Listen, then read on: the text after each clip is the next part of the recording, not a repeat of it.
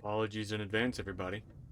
It's just me, Tony, and welcome to Sunless Skies.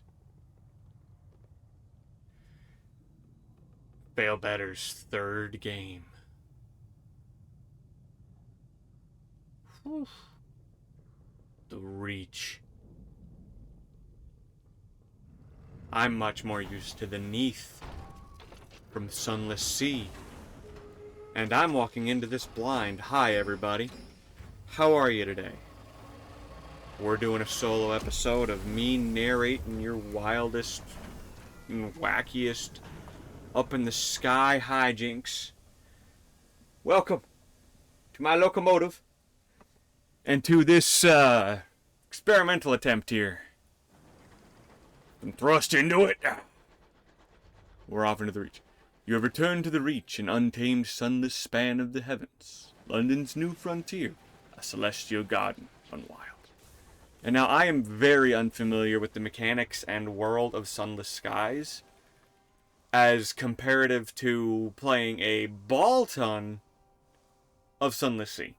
And loving that world and knowing this is a pretty radical step in a new and much more positive direction. I forgot to read that, sorry. But forgive me for struggling a bit because, as many of you might know, this is a narrative-based RPG roguelite where every time you die, you lose that whole save and have to start with a new captain. You can get some perks and benefits when you restart, but it doesn't go well. Oh, thank God, supplies. Fuel. Oh, God, that's the key. You can either go mad, starve, or just run out of gas. The Wreck of the Ozymandias. Here's where it gets experimental. I'm going to be narrating this entire thing, and it's mostly dialogue. Imagine Disco Elysium, but done by one guy in a tiny shack in the middle of the Midwest. Welcome to Sunless Skies. Alright. The wreck hangs in the sky, pocked with recent gunfire. You and the boarding party don your sky suits, garments of waxed canvas, lined with felt to protect against the cold of the sky. Two of the crew are whispering as they dress. What business did Captain Whitlock have in the Blue Kingdom anyway? Why the devil did we trespass on the districts of the dead? You silence him. Now's not the time. Leap across to the wreck. The gap between the two engines isn't wide, but the endless fathoms of the heaven gape upon it. Or beneath it. Okay, and see, here's the key. This is technically like D&D. I'm pretty much playing a personalized tabletop game here. Because it's mostly dialogue with skill checks, and that's the whole game. I'll be reading most of it. I'm reading you a book. It's kind of like story time. Depending on if story time counts as vocal torture, but, well, here we are. You jump. Your stomach lurches with vertigo as the stars blaze above and below. That's cool. The air of the heavens is thin and torn by unpredictable winds. Then your boots hit the running board of the Ozymandias, and your leather-gloved hands fumble for a hold. One of your companions throws you a line, and you lash the two engines together. Only then do the rest of the boarding party follow you. One of them forces open an exterior hatch, and you clamber inside. Fortunately, the way is blocked. The bulkhead has been mangled inward by a well-aimed barrage. I can clear it, or lead my party down a more precarious path. And this game doesn't use normal names for terms either. Strength is not strength, it is iron. Veils is roguish deception, or persuasion, or dexterity, depending on who you ask. And you have pages, you have hearts, I believe one of them literally just is. It's really cool. And I think I am gonna try and go on a more precarious path. We'll go back out to onto the Ozymandias hull, climb past the blockage, and enter through a window on the far side, and do so carefully.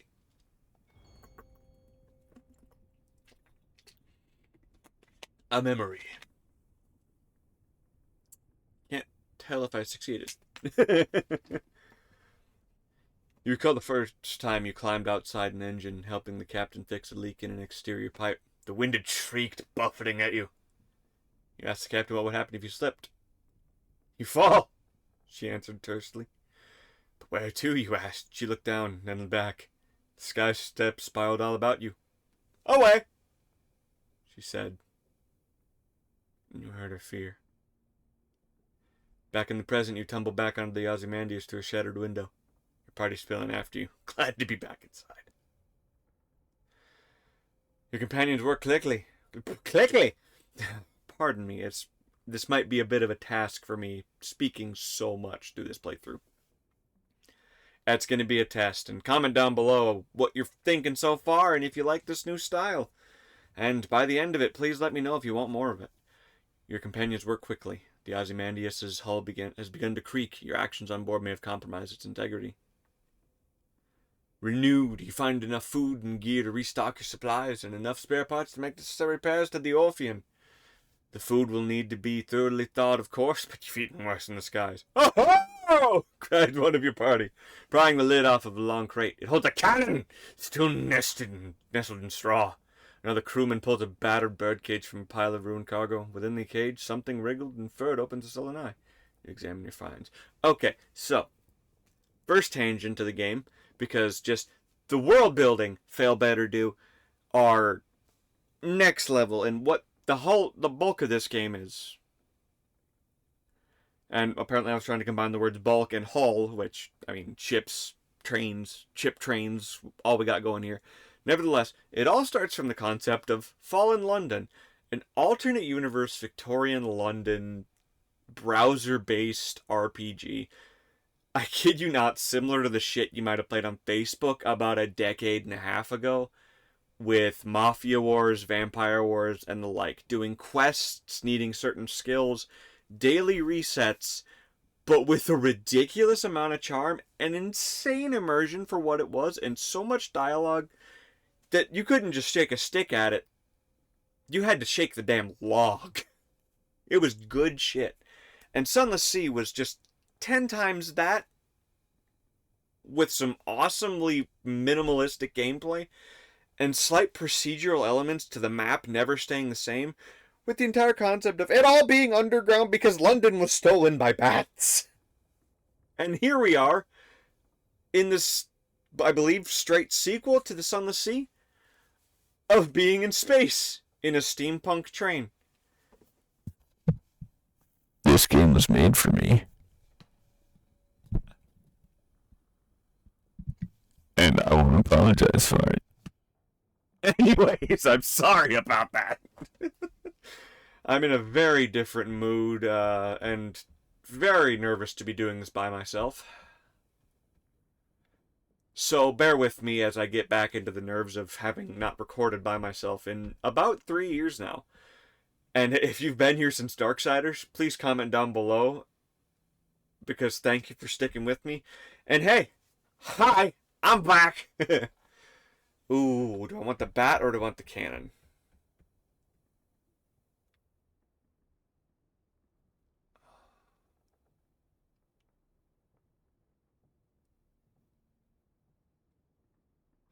I want the bat.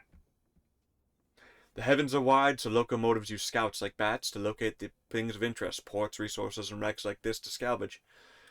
Bat treats its rescue as an inconvenience, and you immediately begins haggling over pay. Them bats and their fucking haggling. It's awful. You know, it's them Vlad Tepists that I remember. They were very frugal vampires. I'm not even being facetious, because frankly, Castlevania could very much exist in this world, because vampires in hell are real, and the gods are concepts of Salt, Storm, and another one. Because mind you, the first game, well, the second game in the series, but first game in the Sunless series, technically. Because there's 4 games. There's been a dating sim that just came out that I desperately want to play because it sounds fantastic. Also, check out the Stupendium stuff on all this, because this kind of ticks the same box for me that Frostpunk does. Nevertheless, Sunless Sea is in an underground sea. Like, as big as our ocean. And it is not normal. Now, you see, what I failed to mention, this is a horror game. This is as Lovecraftian Bloodborne-y as you can get with the tabletop. So we're going to put it back in its damn cage after we get done haggling. It becomes more polite. I doubt it'll last. But I've got a diffident bat. And... oh, I have to take both. Perfect. See, the Ozymandias emits a long, juddering creak. Your boarding party exchange nervous glances. From the chaos of its hold, you have retrieved repairs and supplies. And discovered some useful equipment. A gun that can be mounted on your locomotive and an educated bat. Mount the Jerusalem cannon. Yeah, we need both. And now, Fire and Fury. The Cotterell and half-a-sage Jerusalem fire single shells to good range, more or less accurately. You order 2 of your party to get it back on your vessel and fit it immediately. The Ozymandias groans again. Structure shudders spasmodically. I now have one Cotterell and half-a-sage Jerusalem.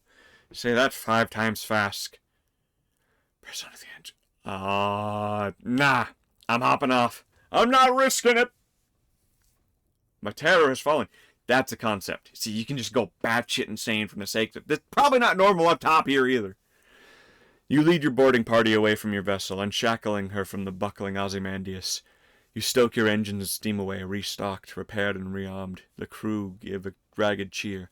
You see, what you're going to get from this is probably a one-man show retelling of the lighthouse, but it's in a 10-story apartment in a room that's obviously a refitted single studio that has just folding chairs, and I'm playing both Willem Dafoe and Robert Pattinson. Definitely leaning more into the Dafoe, and yeah, you definitely get a refund, but I committed to it. That's what I took out of it. Ooh! I also need to think a little more so I don't hurt my ship. Yeah, and the supplies and fuel are the big key here. You can't have your people starve, and you don't want to get stranded, because odds are when you get stranded you have to use a shitty little bike. Pretty much, though. Wow. I don't even know what's happening right now. It's been a long day. Mind you, I am also doing this very late at night while being on a day shift schedule nowadays. So you're getting me pretty much going mad at the helm of this crazy craft.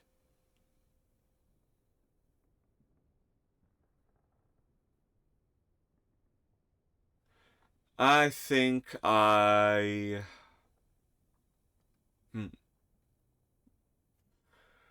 Ooh, I'm summoned by Captain Whitlock. The walls of the captain's cabin are lined with a hodgepodge of curios from across the sky. Captain Whitlock lies in bed. Black marks cover her skin like a monstrous brand. When she coughs, coils of acrid smoke pour from her lungs. Inquire after her injuries. Her lips are tight. A word of the brand. A word of living fire pursued the Orphean across the Blue Kingdom. It caught you just before you passed through its transit relay to the Reach. And set its brand upon the captain. It burned itself right through her, the doctor whispers. When I closed the worst of her wounds, I could see the sign seared into her bones and on the organs. Judging from her symptoms, it's on the inside of her lungs, too. The captain leans to one side and vomits a plume of fire into a copper bowl. There's nothing the doctor can do. I approach the bedside. Her mouth is blistered from the blue fires that dance on her tongue. Her hand grips your arm. Her skin is hot as a kettle. Made arrangements. The orphan will be yours. Her voice is but a rasp of burnt meat breath. The promise. She breaks off to scream a word in a language that was not made for human mouths. When she resumes speaking English, she's weaker, but her request a little more than a gasp. Promise me one last service. Promise. I'll see it done! All in my will. Be better. She breaks off as the sigils burned into her bones flare, glowing cherry red through her flesh and skin. Better captain than I. The effort exhausts her. She sinks back into the scorched pillows in a twisting, frantic fever. I take my leave. I have an engine to command. Onwards! You leave the cabin and the scorched stink of its air behind, return to the bridge. The new Winchester is further than you like, and the captain hasn't long left. I gotta open my radio menu. What am I doing? Let's check out my officers. Nobody! Noted. I get my bat. He's a cute little fella. Spatchcock reclaimed locomotive. I love it. That's it. The Shivering Jemmy. A wheezing, sputtering, ramshackle engine dating from the first days of London settlement. It gobbles fuel like a starved wolf and it sulks worse than a cat kept from the rain. It will, at best, suffice. A chart. Aha! Godar. Oh, goodness! See, the themes here, it deals a lot in vagueness, and it understands that your imagination does far more than what the game could really conjure, while also having terrifying shit in these games. Like, there's, if you played the first one, and there's 2 words, constant companion. The Neath is terrifying and hostile to man enough, but below the Neath lie horrors one could barely imagine. Much like this, with horror and something ghastly, I'm sure I'm going to see things that will shatter the minds of me and my crew. Time and again! For fun! I don't have any regions yet, though. Goodness! Okay, only 3 regions, or 4 regions, though, so I feel like that's doable. Primary fire. Oh, shit! Oh! Bam! Bam! Bam! Bam! Bam! By the way, the combat's overhaul in this one is just so refreshing already. Near, near, near, near. Aha! No match for the Orpheus and their captain. The Reach Marauder is defeated. You prepare to board the buckled wreckage, poised to plunder the plunderers. Behind you, someone is humming a song of victory. Raid the remains. Aha! We've got 26 sovereigns. Your boarding party returns with wallets and watches, cufflinks, lockets, and keepsakes. You store them in the safe to be pawned if you make it back to port. See, that's kind of the key of this whole game is me being out here simply just shows a sign of, like, pure, I kid you not, lack of rational thought, frankly, because that's kind of the key in the first one, and what I can't wait to get into in this one, is it operates off of the mindset of your character actually has had a life in this universe before you take it started, and has one after. Your purpose is what drives you to explore this game, and I'd say the closest comparison is if you made the kind of open world exploration and, like, discovery and, like, find your own way sense of exploration that the Outer Wilds has. Not the Outer Worlds, Outer Wilds. Distinct difference. One's the world's, like, most unique space game ever made. The other is Monty Python in space, slightly Fallout New Vegas-y. Okay. Oh, alright, that's the journal. Let's check out the journal.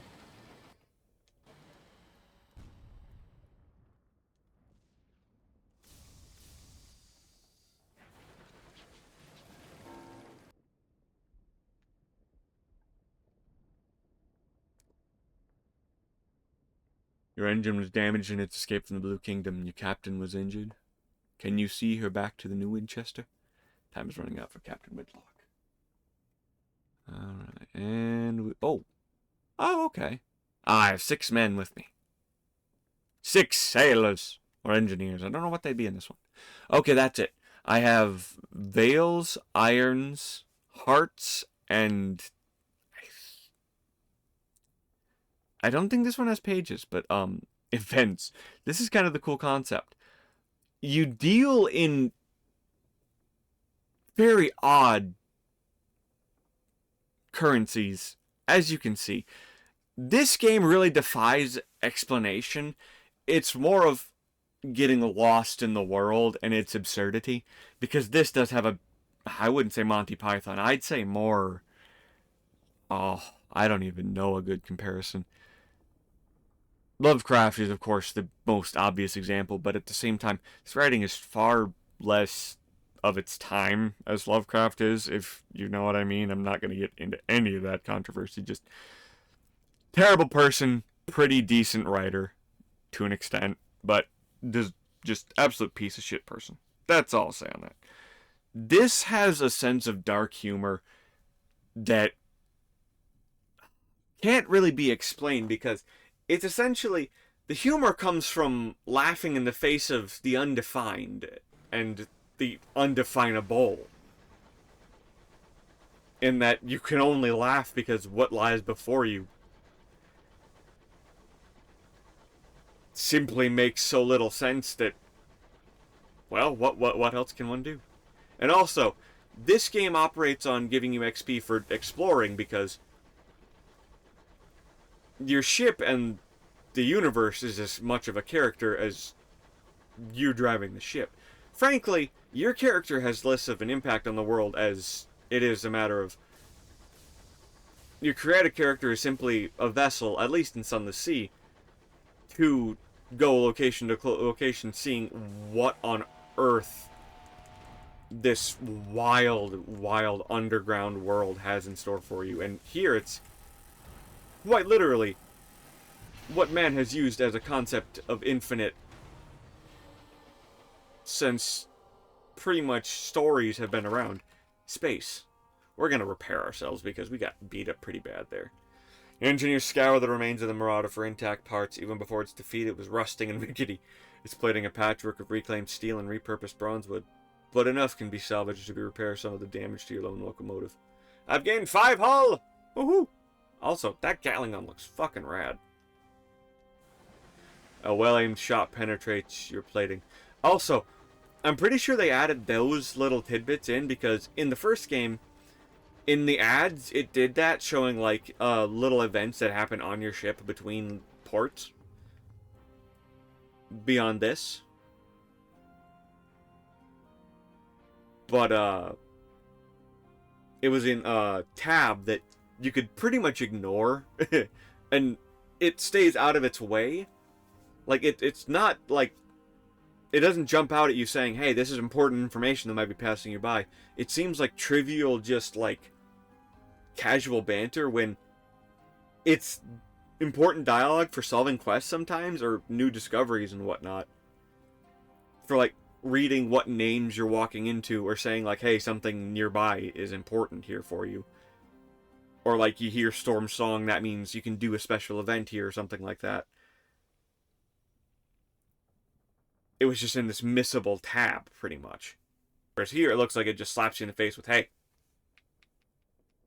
And you know what? I think I'm going to try and speak of my own narrow escape, if I can.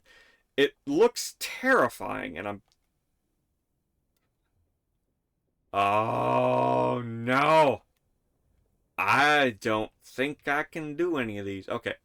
That's it. Veils, Iron Hearts, and... That might be pages, or it might be eyes. I don't know.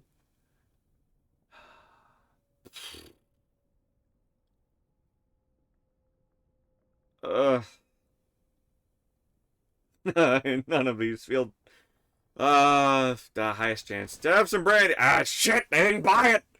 Instead of making them bellicose, the brandy makes them maudlin. This isn't a war, it's a moida. Oh, no. They reminisce about the loved ones they might not have seen again. Chances they might have missed. The mood worsens. Oh, shit, I'm sorry, guys. We got lost in the sauce, boys. I'm sorry.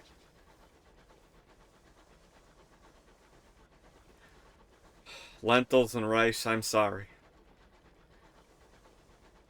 If you want a game that's inclusive in terms of, like, pronouns and whatnot, too, you can literally just call yourself a captain, even if you're not a captain. It's Baldur's Gate levels of inclusive, and I fucking love it for it. You can be anyone in the Reach and the Neath, and I'm goddamn glad for it.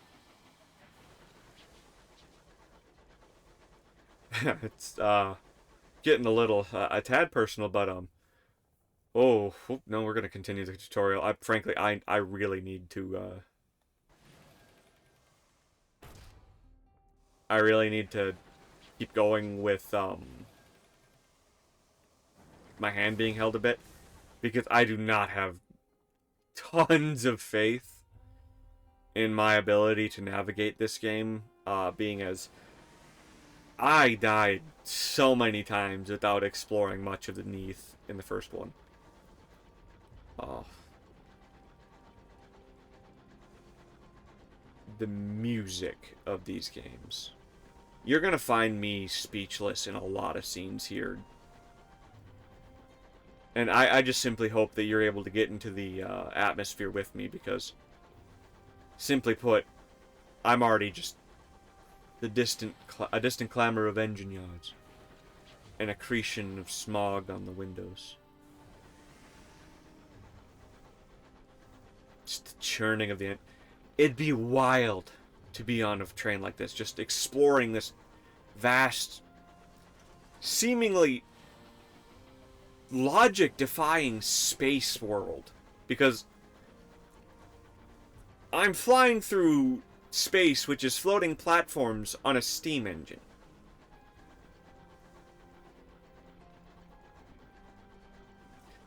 I say cast aside rational thought and put on your lead and mercury-tipped top hats. We're going for a ride, fellas. I mean, just look at what lies below us, too. Like, you could hop in a fucking, classic diving suit and explore these lands. The Allender Yang claim. Alexander... Someone just repeat back to me what I said, because, man, I literally lost it. But yeah, the Alexander Yang claim. And yeah, I am just struggling to go in the right direction, apparently. Which is simply why I'm doing the tutorial, because... Oh, yeah, alright. Fuck.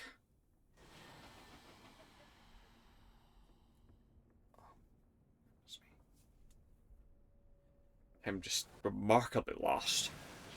Down. And you see, my crew are getting more and more concerned as we go along, because, well, I'm to be fair, this game already seems a tad more forgiving than what I know in Sunless Sea in terms of fuel usage and supply consumption. And this game even offers a multitude of new options as you start, too, for the sake of... This one doesn't really give you the option of... Sunless Sea pretty much says, play it with permadeath on, because it does add a whole new level to it. Losing everything makes you such a more cautious captain, and so much more, like, encouraged to immerse yourself in this world. Because you survive by becoming one with your surroundings, by exploring pretty much what you can... You learn to play it safe. You learn to try and find things you can trust in this absolute alien world. An alien doesn't even feel right. Otherworldly is an understatement. It's dreamlike in certain spots. Which, again, is a good example of how Lovecraft inspires a lot of this. I need to find a port fast, because I am running out of fuel, nevertheless. And I'm talking a lot because, well, I'm panicking because the space is scary. Canter still. And the reality of it is, too, is your imagination gets to take hold of you this entire time. Because, oh, that's it. The ports in this are also fascinating, too. Much different than the just little circles that you sailed into in Sunless Sea. No, you actually dock your freighter into the port. Welcome to the New Winchester. We're here. God damn, what a ride it's been. Hi everybody, we'll take a minute, get some water. Alright, we're stopping in port for a while. Go relax a bit. Take a second. I'm gonna drink some water myself.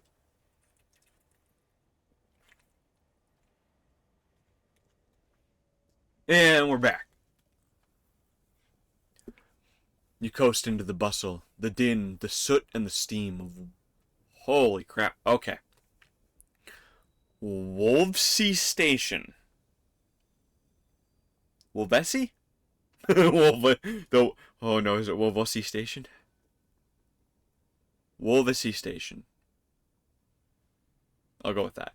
It is clogged with other engines, scrappy mining locomotives from Lustrum Way, weathered explorers gleaming with frost, sleek company vessels with bright brass fittings.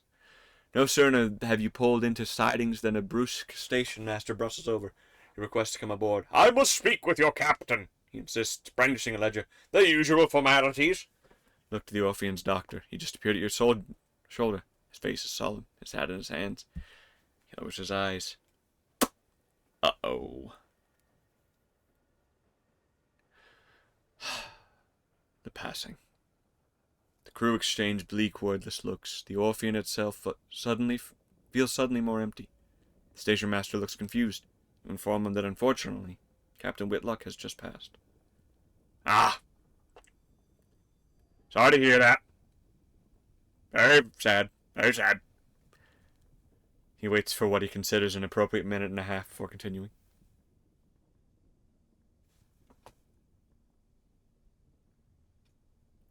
I'm not going to make you wait a minute and a half, don't worry. Alas, even amid tragedy, the cogs of bureaucracy must turn. If Captain Whitlock is deceased, the station authority requires their answers from the first officer. That'd be me. And now we get to my character. And I'm going to be a Zailor. You roved the mournful, merciless waters of the Untersee. You begin with high iron, the skill of confronting and overcoming. Just going to be going for it. Mirrors, that's it. And I think I'm going to be... Oh yeah, this is the crazy part. Every single different one, every time you die, you have to make a brand new captain. They all have different stories you tell. It's simply incredible. Whereas, yeah, and you see, the cool thing is, the Revolutionary.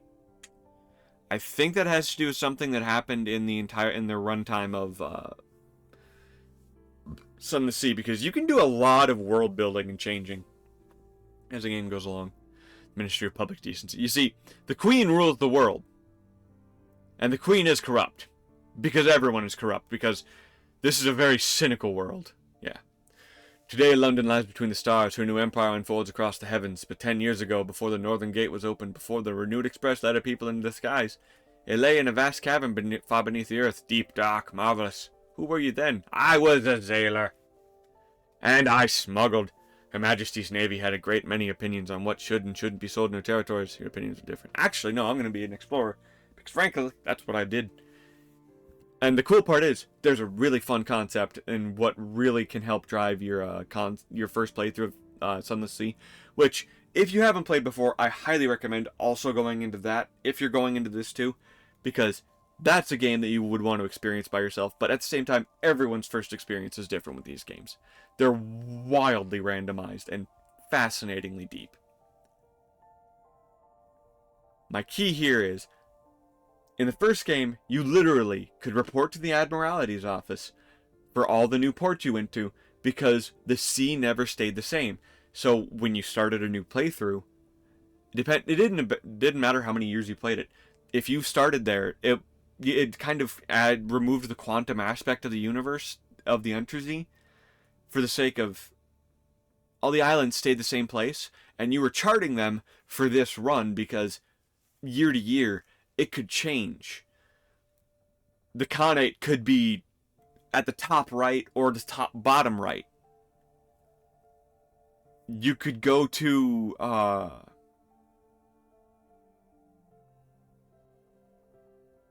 the names are so fucking out there that it's hard to come up with them off the top of my head. But frankly, it's all just nuts. And conceptually, the entire series is worth talking about for just how cool every idea they had was. And you see, oh, okay, here's the thing. They had options in the first one too. You could either try and put your father's bones to rest, I believe was one of the options, or find them was one of them.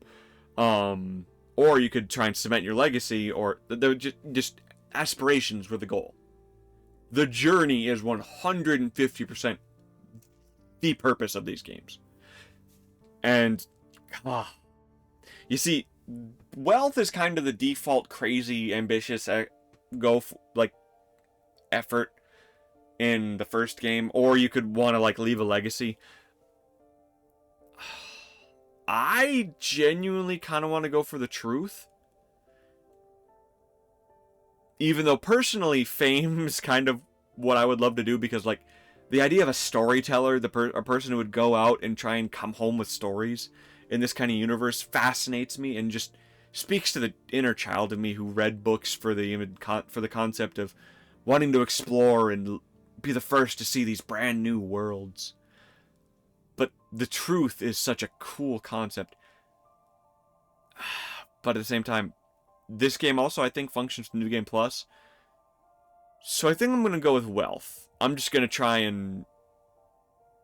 Yeah, I'm just going to get a big old stack of cash, nice fancy house, and call her quits. Nah, Sunless Skies. Alright. And... Goodness. I'll be back! I won't put you through the character creator because it's not quite as silly as it could be. Ladies and gentlemen, and everyone, Captain Donaldson. Let's go! Alright, 3 weeks have passed. This morning, Captain Whitlock received a simple memorial service. Her body was consigned to a necropolis train bound for the Serene Mausoleum. Now you sit with a handful of her relatives in the threadbare offices of her solicitors. A methodical notary is reading the will. The captain was wealthy once, but squandered her capital on mysterious expenses before her expedition to the Blue Kingdom. Now listen to the end. The captain's relatives, from whom she was mostly a stranger, clearly wondering why you were here. True to her word, in a final codicil, the notary announces, Captain Whitlock confirmed the possession of the Orpheum was to pass to its first officer. He pierced you with dry grey eyes. This includes a certain black box containing the Orpheum's hold. Captain Whitlock's final request was that, at the time of your choosing, you transport said box to an address in London. He adds your new address card. And deposit it there. You went out to look inside. She gave no explanation. And that's it. You're captain now. The Orpheum is yours. I can investigate the black box. Or I could sell it and be done. And here's where the game really shines, in my opinion. Everything like the tutorial does is essentially teach you where to spend money and what is the best way to do a first playthrough. But if you know what you're doing, to start it, you pretty much sell everything you own, buy as much as you need to get as far as you can go, and just say, fuck it, and hit the road. Some Ventura Highway, but with gears and steam-powered hissing in the background. Probably a violin and maybe a tuba. Alright. So here we have exploring the town. I have stories, which I believe means that's where I can go and do quests and stories essentially, and then just buying things at shops and all the shops have different like items too, which is a concept in gaming that I know is common enough, but man, I really appreciate when you have to kind of shop for specific items at specific shops and they continually update the options throughout the game. Like, I miss that shit in open world games, whereas like games like Assassin's Creed just have vague shops that have general items, and it's just, give me specific, like, personalized, like, what's the word I'm looking for? Specialization shops over general stores. Because, like, I think the best way to do stores in games, for me, personally, is something like this, where you just explore the town, or, like, even, like, a Final Fantasy game, or, like, Dragon's Dogma 2. How they do stores, I really like, of, it's, like, part of the world. The shopkeep is a person in the world. Like, if you're gonna make it a, like, open world RPG, immerse me in it a little bit. That's kind of my point. Cater to me. I just have a lot of thoughts when it comes to game development for the sake of... I love games like this, and I love a good immersion And it's harder and harder to get nowadays in the face of, well, games like Assassin's Creed Valhalla just dropping the ball on immersion, and, well, games like Horizon Forbidden West even not really doing well, whereas, man, Ghost of Tsushima, it's just looking better and better as the days go by. Moving on.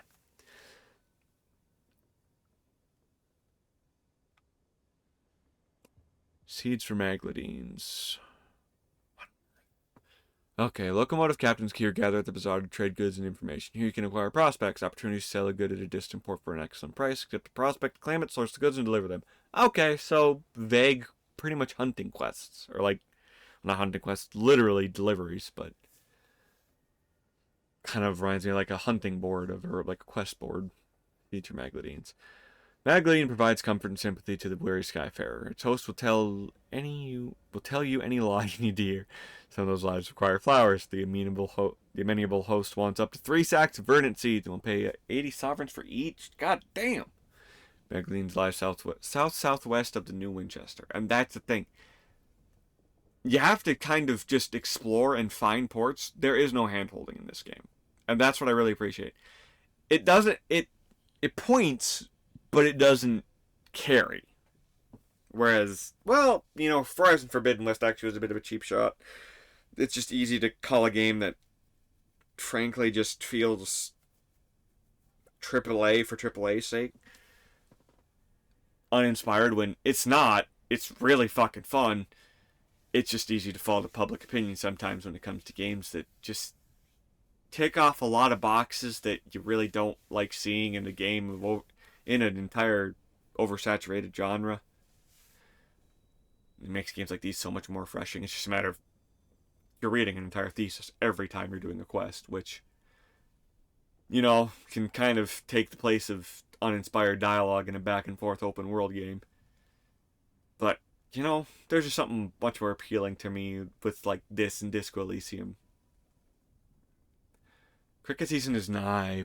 Mr. Sharma of Port Avon will pay for 5 consignments of bronzewood to furnish the village team with bats, biles, stumps, shin pads, and protective cups to minimize damage to delicate areas. Port Avon lies to the north of Winchester. Yeah, I'll do that. That sounds like fun.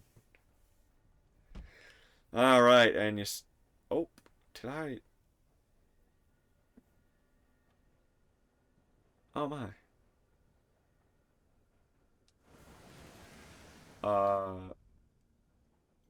Oh dear, I may have just accepted both quests. Oh, level up. Oh, here's the coolest thing. Okay, how you level up is you choose facets. You rove the mournful and merciless waters of the Untersea. You remember bats winging across the still black sea, the distant lights of London calling you home. Salty players offered to heatless gods. It was a hard life, and often a short one, but you made your mark. What were you known for? You explored, you were far, lonely journeys. You endured nameless hardships, you rallied your crew in the face of utmost uncertainty. You sought the edges of the maps and sailed beyond them into the unknown domains where everything you knew proved false. What new discoveries might the sky hold for you? You gained 25 iron, 17 hearts, 10 mirrors, 10 veils, 1 affiliation, academy, 1 fermented, and 1 stained. And you see, that's the thing. You get to create an entire backstory and a character through this game not having a lot of visual flair. It essentially lets you write an entire story. Wildermyth, that's a similar game like this. Alright, I'm finally done with my tangent. Thank you all for putting up with me.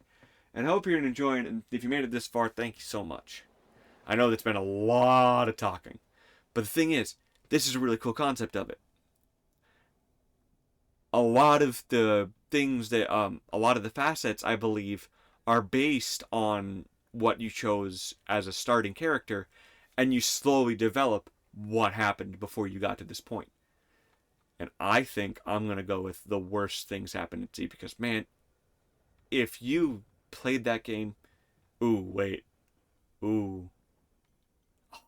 See, that's the thing. Some of these all of these, pause to read if you want, are all things that if you played Sunless Sea and chose this kind of character, are all callbacks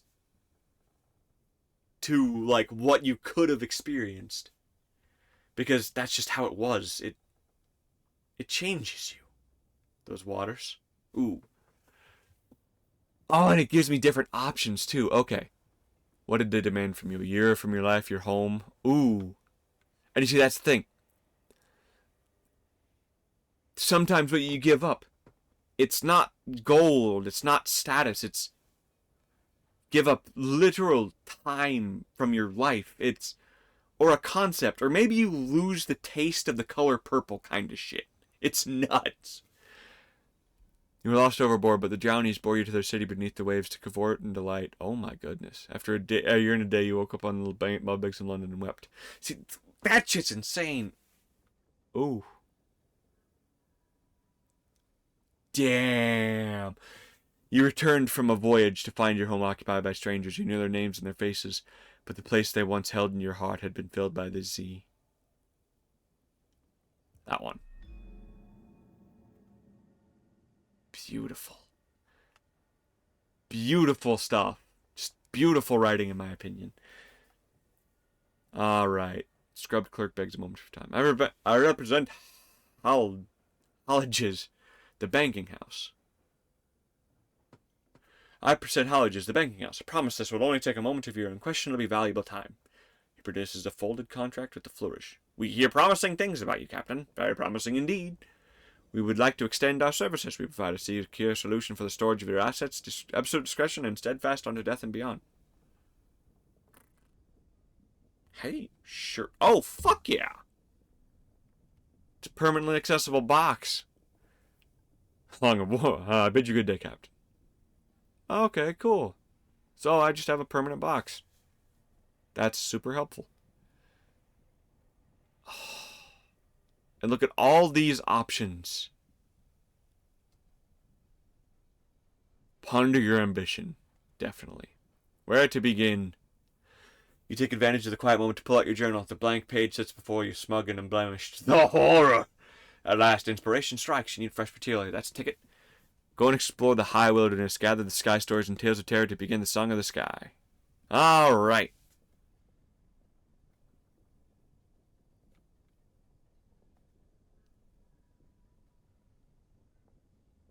And you see, I can't choose that because I don't have the requirements of 7 Tales of Terror Sky Stories. I have to collect concepts, like stories. You can pretty much be and do anything in these games, and it's kind of nuts. Well, to me, it's such a specifically niche universe that I just can't get enough of, that all I want to do is just immerse myself and lose myself in its bizarre and just characterized off-kilter insanity. I can't even describe how these games really make me feel properly. I just love them. There we go. We need some fuel. Because I got how many sovereigns? Jeez. Yeah. It's expensive, but you know what? For fuel, got a good feeling about it. How much do you want?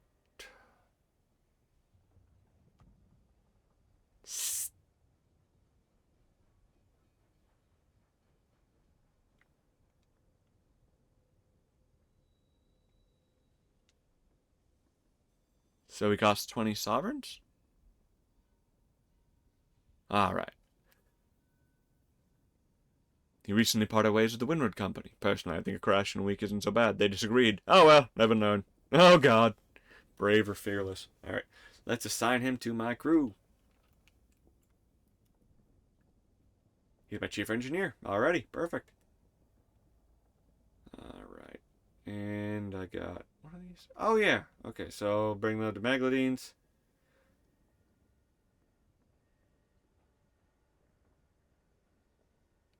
Or do I have to... oh, wait, no. Those are,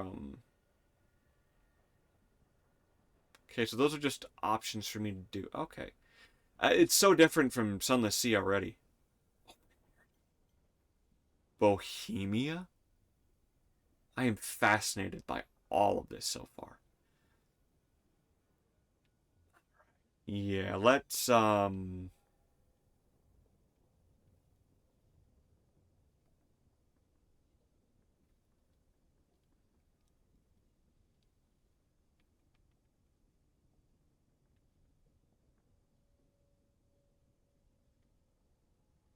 consider what I want to deliver it.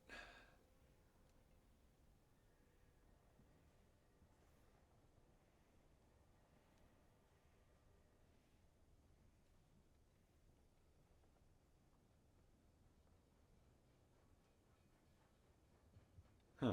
Captain Whitlock had brought it aboard before your ill-fated expedition to the Blue Kingdom. It was empty then. You know because you saw the lid and box carried on board separately, assembled in the hold. It's not empty now. It's sealed and heavier than ever before. But you left for Blue Kingdom shortly after the box was delivered and made no stops on the way. So whatever is inside the box now, Captain Whitlock found in the Blue Kingdom. You down the box. It has a dimension of a sarcophagus plundered from the tomb of some forgotten prince of Egypt. There are no carvings or inscriptions on it. The join where the lid meets the body is too thin to admit even a knife blade. There are no holes by which light or air might find their way in, and it is impossible to see inside without opening it. Even the keyhole has been engineered in such a way to prevent peeking. The recess with the keyhole, though, as far as you can determine, there's more recent addition to the box. Stone has been drilled and chiseled away to create more space for a modern metal lock. Perhaps not. Explore the city. Inquire about the Winchester. Smug, clanging, singing, stamping, thronging, frantic heart of the Reach. A never-expanding port of soot-smudged glass and bright steel, spilling across a drifting mist-wrapped archipelago. Its factories thunder, its engines shred with hammers and hiss with steam. Locomotives chug into sidings for repair, or flare across the sky and away into the high wilderness. Let's visit the promise of days. Old pistons gleam on the walls, their shelves are crowded with mementos from across the sky. The clientele raise their voices to be heard above the comforting clamor of the adjacent engine yards. I'll introduce myself to the seasoned captains. They are always happy to offer words of advice, sometimes many words. Instructions. 4 gathered at the usual table. The masked citizen, the libertine polymath, and the pioneer of a neo-nocturnal artistic school. The bedeviled Deodat, a scholar haunted by discoveries, the plucky baroness, explorer, collector, and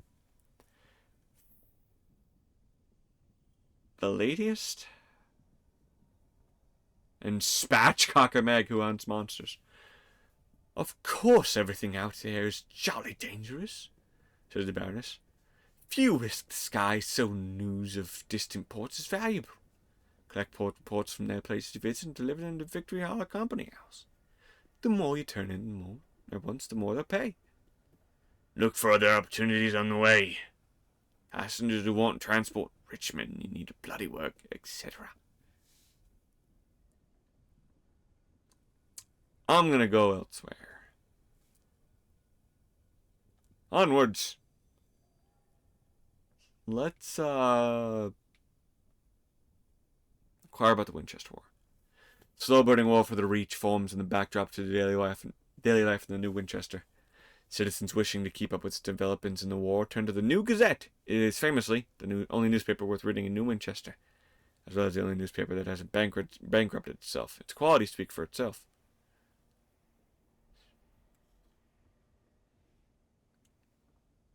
Who controls the Reach right now? The Assembly runs New Winchester from Victory Hall and seeks to strengthen its hand within the Reach. London's proxy, the Windward Company, however, maintain a considerable presence in the Reach, although New Winchester is still neutral ground. Tensions are mounting within and without the port. See, it might fall to one or two of the sides, and I might have to pick a side by the end of it. But I think, my friends, I'm going to call this episode to a close. I hope you enjoyed, and I'm sorry if this was a wild and wacky rambling mess. But if you liked it, please let me know if you want more of it. And frankly, I'll be honest, I did have fun. So I'm going to do this again. And if it was terrible, well, don't watch the next one. And if you liked it, I'm making more. Either way, I had fun. This is a wild world. Have a sexy day. Keep it metal. And as always, Stay tuned for another rousing episode of Cause and Effect. Goodbye.